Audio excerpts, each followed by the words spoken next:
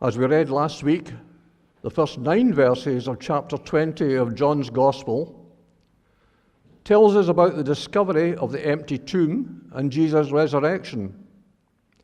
And this was, of course, David's subject for our Easter Sunday service last week. Today, the focus shifts from the empty tomb to Mary Magdalene. It's well worth looking in some detail on Mary's story, which has varied over the centuries due to some poor teaching by Pope Gregory the Great in the 6th century, who spoke of Mary as the same person as Mary, the sister of Martha, and the unnamed sinner from Luke's Gospel, both of whom washed Jesus' feet with their hair and declaring her as a repentant sinner, a woman of easy virtue.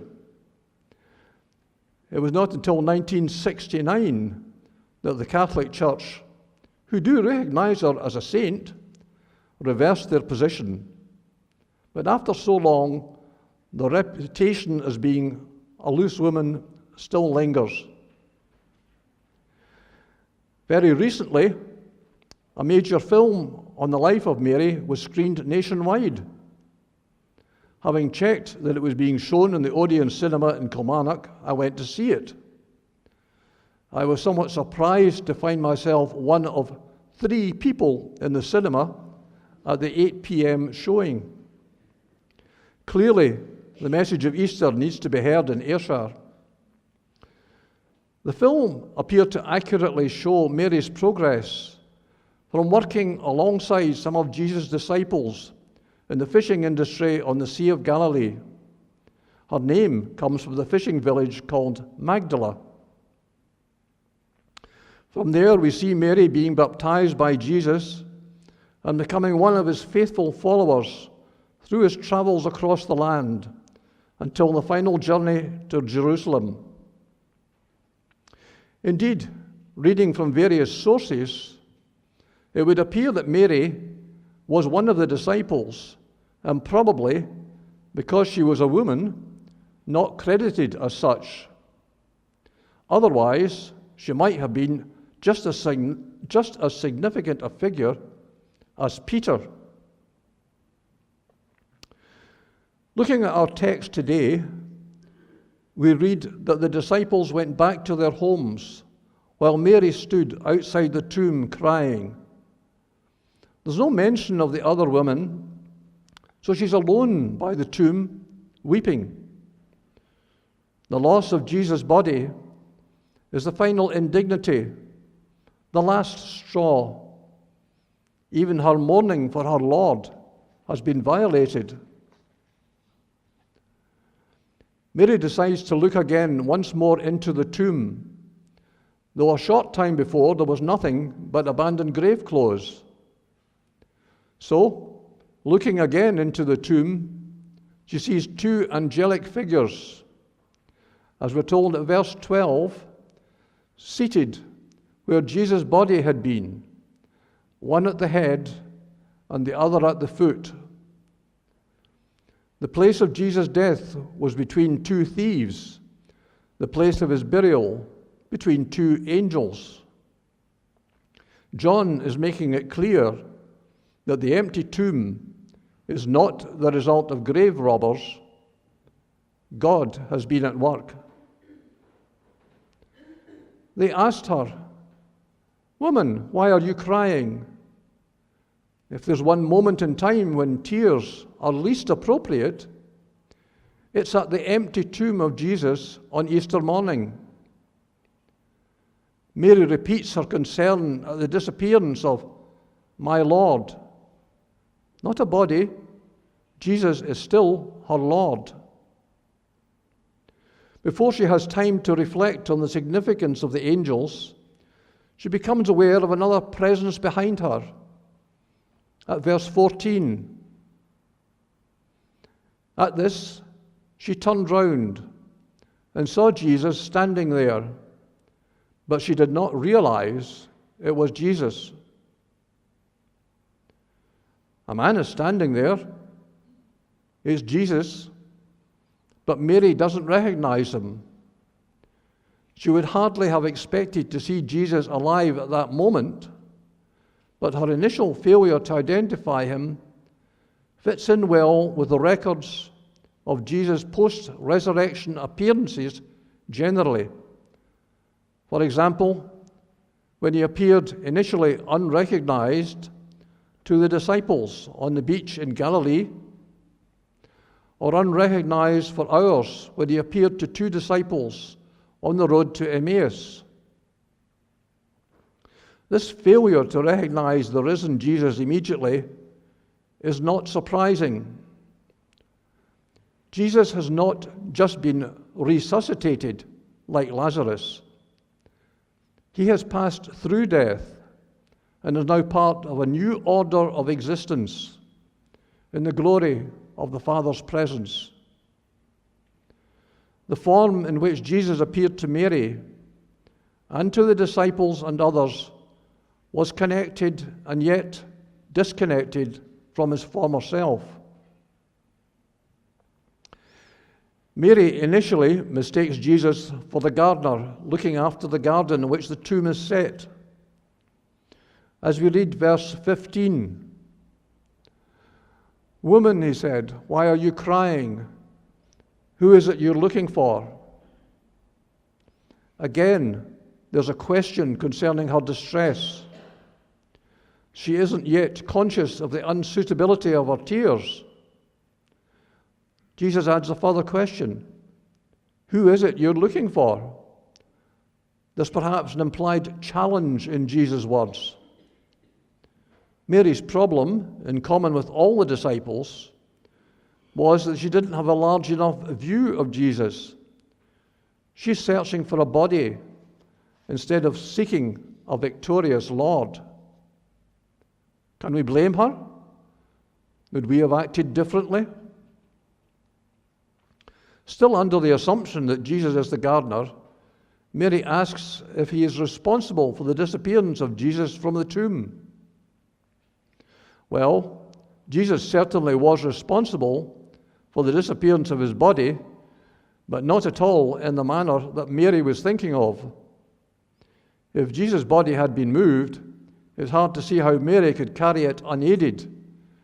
But in her grief-stricken state, she wasn't thinking rationally. Then at verse 16 comes the moment of recognition. Jesus said to her just one word, "Mary." She turns towards him and cries out in Aramaic, "Rabboni." One word spoken by Jesus remakes Mary's world and changes her life forever after. And that word was her own name, Mary.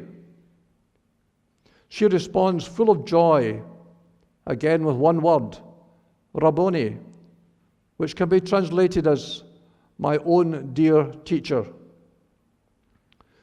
This is a really memorable confirmation of the personal nature of Christ's dealings with his people. Jesus gently disengages himself from Mary. Looking at verse 17, he said, "Do not hold on to me, for I have not yet returned to the Father. Go instead to my brothers and tell them, I am returning to my Father and your Father, to my God and your God." It's not quite clear what Jesus is saying here. Perhaps he means that the time of his final return to the Father, after which Mary would not see him again, had not yet come. This will not be his only appearance to Mary and the others, so she didn't need to cling on to him as though she would never see him again. But perhaps what Jesus is saying is that his resurrection appearances are to be a special exception. He is not to be known by means of touch, by his physical presence.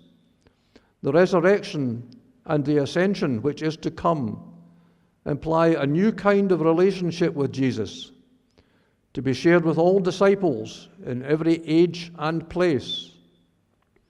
A relationship with Christ through the Holy Spirit, sent by the ascending Christ, as Jesus had already told his disciples in chapter 14 of John's Gospel.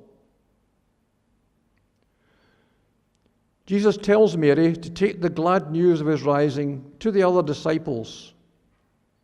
His use of the word instead seems to imply a concern that she should not go on clinging to Jesus and privately enjoying the blessing of it, when there was a group of broken disciples no great distance away who had as much right as Mary to know of his resurrection. Is there also a message for us today that rather than just sitting in a huddle, holding on to Jesus' presence, we need to go out into the world to share the good news of the risen Christ with those in our ever more secular country who need to know him just as we do? The implications of Jesus' message to the disciples are awesome. It's a word of victory. Jesus has conquered death. The King lives and continues in his reign. The initiative has been wrenched from the hands of the high priest Caiaphas and the Roman governor Pontius Pilate. Ascension and the assumption of authority at the Father's right hand now lie before Jesus. Let the disciples rejoice. Let all of us here today rejoice too. Note also that the message which Mary is to convey gives a significant change in our relationship with God. Jesus tells us he is returning to my Father and your Father, to my God and your God. His ascension opened up a new relationship with the Holy One. God the Father is now also their Holy Father. He's Father to the disciples, and he's our Father too. Although the relationship between Jesus and the Father would remain forever unique, in a new sense, that special communion between the living God and the man in the flesh, previously the sole preserve of Jesus, is thrown open also to the disciples and to us as well. In verse 18, Mary acts on her Lord's command and tells the good news to the disciples. Her message to them is simple, but shining with her radiant testimony. I have seen the Lord. So what have we learned about Jesus and his resurrection today? Firstly, we can see that the resurrection was a real historical event. Our reading today is full of eyewitness details. The empty tomb and the post-resurrection appearances of Jesus transformed the disciples from cowards who ran away at Jesus' arrest and denied they even knew him, into lions who preached the gospel throughout the known world and risked arrest, beatings, floggings, and even death. Almost all of the disciples eventually died violent deaths for their faith.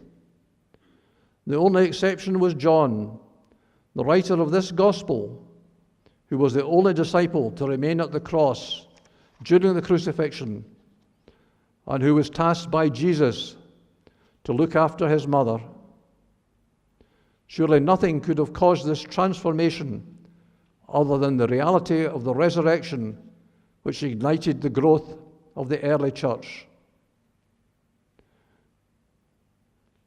Oddly, one of the other churches I have visited, this time in a faraway place, contains the grave of John at Ephesus in Turkey. And when I went, first of all, to the Alpha courses, it was the powerful message from Nick Gumbel about the fact that the disciples had been in fear of their lives and were suddenly full of life again. They could cope with the fact that Jesus had saved them despite their failure, and that their faith built up the Christian faith so rapidly across the known world at that time. As a lawyer, Nick Gumbel said that it was, in a court case, he would be happy to present it as a fact that Jesus indeed had survived and was looking after us even now. Our Christian faith is the only major religion to base itself in historical reality. The knowledge that Jesus was alive and walked on this earth, that he was crucified, and that he rose from the dead and ascended to the Father, all on particular days in history, around 2,000 years ago. Secondly, we could see that the resurrection is personal in its implication. The main emphasis of John's presentation of Easter is the life-transforming appearance of Jesus to Mary beside the tomb. His rising generated a new and personal discovery of Jesus for Mary. It transformed her life, and it needs to create a similar experience and a similar transformation for us too. She was weeping because she believed she had lost someone she loved dearly. Somehow, the hopes which Jesus had built within her had not been realized. But Christ was there for her, and his coming was the banishing of her feelings of sadness and betrayal. The whole point of Easter is that we too can meet Jesus today, not in the way that Mary did, but through the Spirit and by faith. Our encounter with Jesus can be no less life-changing. Triumphant over death, Jesus is alive forever, and so he's still here with us. And finally, we can see that the resurrection is for everyone. Our reading today ended with Mary, sent to share the good news with others. John is anticipating the Great Commission which the risen Lord would give us. Mary's words, "I have seen the Lord," must lead to, at Matthew 28 and verse 19, "Go and make disciples of all nations." So let's all go out and tell the world about the risen Christ this day and every day. We'll close our service by singing "Crown Him with Many Crowns."